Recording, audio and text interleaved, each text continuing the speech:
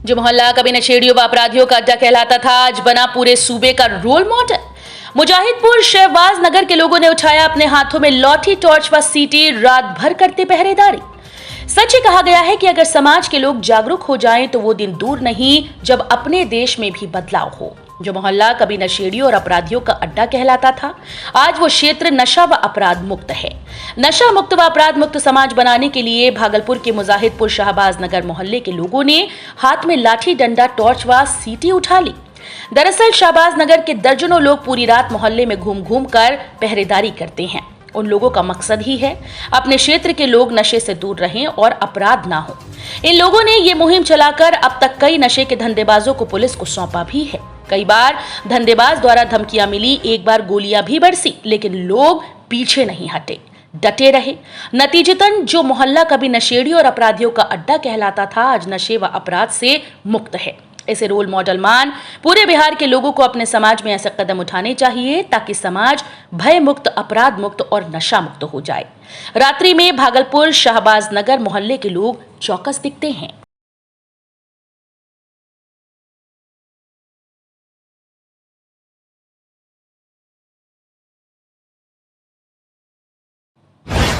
जिनकी दृष्टि अच्छी है उनकी नजरों में सृष्टि अच्छी रहेगी। असंग साहिब पीरपैंती में हो रहे 2 दिवसीय सुखद सत्संग का हुआ समापन। भागलपुर के पीरपैंती प्रखंड के शेरमारी स्थित प्रगति मैदान में 2 दिवसीय सुखद सत्संग समारोह स्वर्गीय उज्जवल शाह की पुण्यतिथि पर आयोजित किया गया था, जिसका बुधवार को समापन हुआ। 2 दिवसीय सुखद सत्संग का आयोजक रंजीत शाह, प्रीति कुमारी, सरिता देवी, निर्मल कुमार और विकास कुमार थे।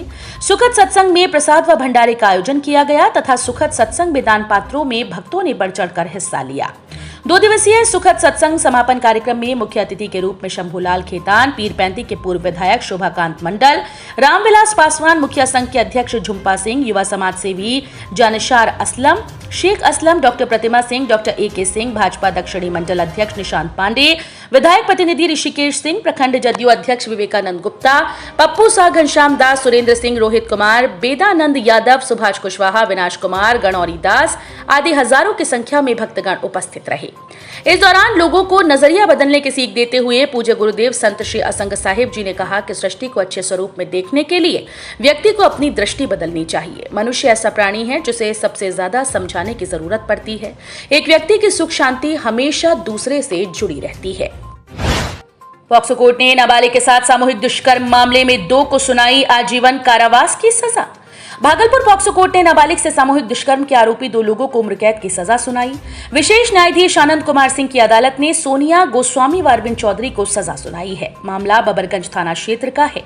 महिला थाने में 18 अक्टूबर 2019 को महिला थाने में मामला दर्ज कराया गया था। बीते बुधवार को दोनों आरोपितों को दोषी ठहराया गया। विशेष लोक अभियोजक शंकर जय किशन मंडल ने बताया कि मामला 2019 का है। नाबालिग से दुष्कर्म का 4 पर आरोप लगा था, जिसमें 2 किशोर न्याय बोर्ड चले गए, 2 को पॉक्सो ने उम्र कैद की सजा सुनाई। साथ ही पीड़िता को 4 लाख का मुआवजा देने का आदेश कोर्ट ने सरकार को दिया है। एक नाबालिग छात्रा ने समाप्त कर ली अपनी जीवन लीला। मामला सुल्तानगंज के वेंकटपुर गांव का। भागलपुर सुल्तानगंज थाना क्षेत्र के वेंकटपुर गांव में एक नाबालिग छात्रा ने अपनी जीवन लीला समाप्त कर डाली। वहीं इस मामले में नाबालिग छात्रा के परिजन फूलन देवी ने बताया कि बहन बेटी दूरभाष पर बताया कि अंजलि कुमारी की तबीयत खराब है, इसलिए घर बुलाया गया। तभी घर आने पर देखा कि अंजलि कुमारी अपनी जान दे चुकी है। बता दें कि अंजलि महज 13 वर्ष की थी और 8वीं क्लास की छात्रा थी। अंजलि नारायणपुर गांव की रहने वाली बताई जा रही है। नानी के घर वेंकटपुर गांव में रहकर पढ़ाई करती थी। वहीं इस घटना से परिजनों में कोहराम मचा हुआ है। परिजनों का रो रो कर बुरा हाल है। घटना की जानकारी ग्रामीणों के द्वारा स्थानीय पुलिस प्रशासन को दी गई। पुलिस घटनास्थल वेंकटपुर गांव पहुंचकर छात्रा के शव को कब्जे में लेते हुए परिजनों से पूछताछ कर रही है। वहीं पुलिस ने छात्रा के शव को थाने पर लाकर परिजनों से लिखित आवेदन लेते हुए पोस्टमार्टम के लिए भेज दिया है। प्राक परीक्षा प्रशिक्षण केंद्र TMBU के तहत बिहार सरकार के द्वारा संचालित निःशुल्क कोचिंग का हुआ उद्घाटन व वर्ग का शुभारंभ। बिहार सरकार के द्वारा निःशुल्क कोचिंग के तहत BPSC और SSC की तैयारी के लिए कुशल शिक्षकों के द्वारा दिया जाएगा OBC के 60 छात्रों को मार्गदर्शन।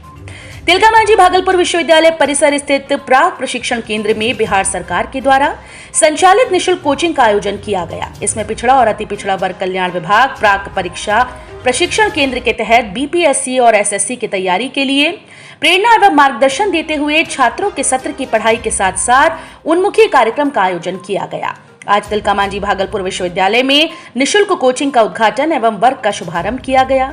इस कार्यक्रम के आयोजक प्राक प्रशिक्षण केंद्र तिलका मांझी भागलपुर विश्वविद्यालय के तहत हुआ। एसडीओ धनंजय कुमार ने अपने संबोधन में अपना अनुभव साझा किया और कहा कि यहाँ के जितने बच्चे हैं सबों में ऊर्जा है और उम्मीद है कि अच्छा मार्गदर्शन रहेगा तो बच्चे बीपीएससी और एसएससी क्रैक करेंगे और अपने भागलपुर का नाम रोशन करेंगे। कार्यक्रम में भागलपुर के एसडीओ धनंजय कुमार, जिला कल्याण पदाधिकारी श्याम प्रसाद यादव, विभाग के विभागाध्यक्ष डॉक्टर गजाधर मंडल, रवि भूषण चौधरी, प्रोफेसर अरविंद कुमार साहब, प्रोफेसर विजेंद्र कुमार के अलावा दर्जनों शिक्षक व छात्र छात्राएं मौजूद थे। मनुष्य का तन बीमार होने पर अस्पताल में इलाज हो सकता है, परंतु मन बीमार होने पर भगवान के दरबार में ही संभव है। कथावाचिका सगुना बाईसा।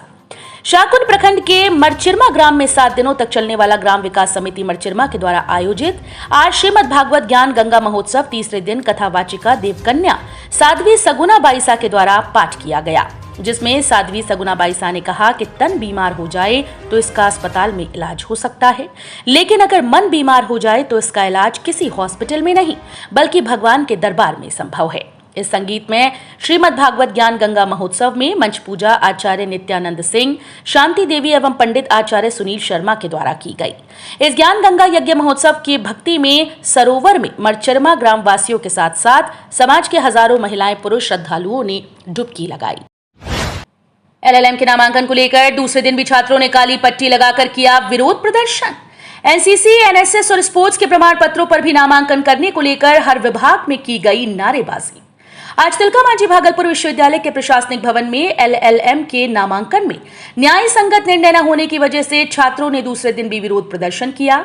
सभी प्रदर्शनकारी छात्रों ने काला पट्टा लगाकर विश्वविद्यालय प्रशासनिक भवन में सभी विभाग जाकर नारेबाजी करते हुए अपना विरोध प्रदर्शन किया। वहीं मीडिया से बात करते हुए टीएनबी लॉ कॉलेज के छात्र नेता ओम कुमार ने कहा कि एलएलएम जैसे विषयों पर भी विश्वविद्यालय ने बहुत बड़ी धांधली की है। एलएलएम के विभागाध्यक्ष ने सिर्फ वार्ड को वरीयता देते हुए वार्ड के छात्र का नामांकन किया, बाकी एनएसएस, एनसीसी और स्पोर्ट्स के प्रमाण पत्र को मानने से इनकार कर दिया। ये कहीं से सही नहीं।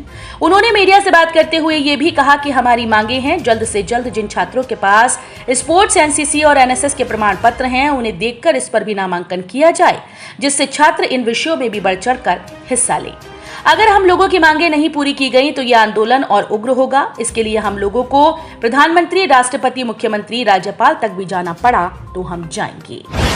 सरकार की गुणवत्तापूर्ण शिक्षा नीति का वादा पूर्ण रूपेण फेल। पूरा विद्यालय जर्जर स्थिति में, कभी भी हो सकती है बड़ी दुर्घटना। एक शिक्षक के सहारे चल रहा 1 से 5 तक की कक्षाएं। बिहार में शिक्षा व्यवस्था को दुरुस्त करने के लिए सरकार के द्वारा काफी संख्या में शिक्षकों की नियुक्तियां की गई हैं और आगे भी नियुक्ति करने की प्रक्रिया चल रही है, लेकिन अभी भी कई स्कूल बदहाली की कगार पर हैं। वहीं घोराहा प्राथमिक विद्यालय मात्र एक शिक्षक के हवाले पूरे स्कूल को छोड़ दिया गया। जिले के गोराडीह प्रखंड के घोराहा प्राथमिक विद्यालय में 2014 से एक ही शिक्षक यहाँ नियुक्त है और 160 बच्चों को शिक्षित करने का जिम्मा अकेले एक शिक्षक उठा रहे हैं। वहीं भवन भी जर्जर हालत में है। एक कमरे बरामदे में कक्षा 1 से 5 तक की क्लास चल रही है।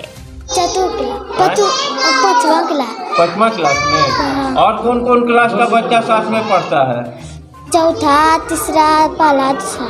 पहला, दूसरा। पर सर पढ़ाते हैं, कुछ समझ में आता है? हाँ। क्या सर क्या बनना चाहती हो? क्या बनना चाहती हो? क्या नाम हुआ? पायल कुमारी।